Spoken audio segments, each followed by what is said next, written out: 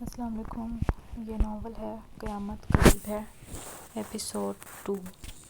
یہ farm house زیاد کے والد کا تھا اور شہر سے دور سنسان جگہ پر تھا۔ اس کا باپ اس فارم ہاؤس میں کم ہی جاتا تھا اور بیٹا اس دن جاتا جب وہ ایسی کوئی گھناؤنی واردات کرتا تھا۔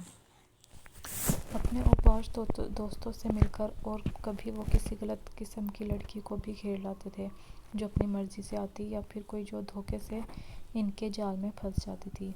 اس بار وہ زنی کو تو نہیں اٹھا سکتے تھے، مگر اس کی ساتھی اور کلاس فیلو کو اٹھا لائے تھے۔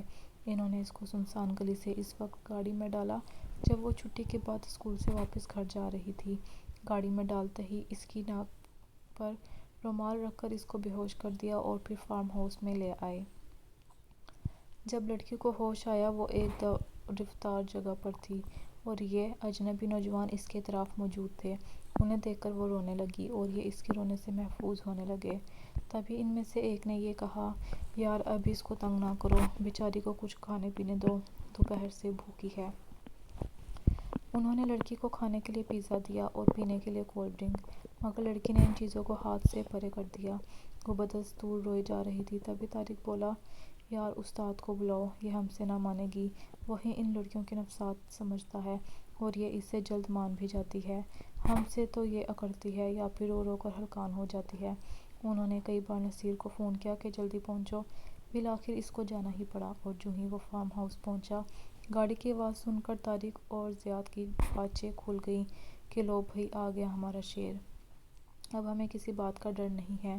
یار تیرا انتظار تھا ورنہ ہم دیر نہ کرتے، یہ وہی لڑکی ہے جس نے اس روز زیاد کو گالیاں دی تھی، آج بدلہ چکانے کا دن ہے۔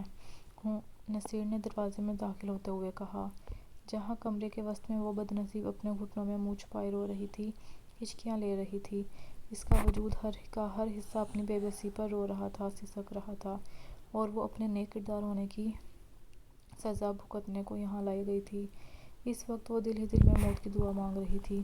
کیا اس معاشرے میں عزت کی زندگی گزارنا گناہ ہے؟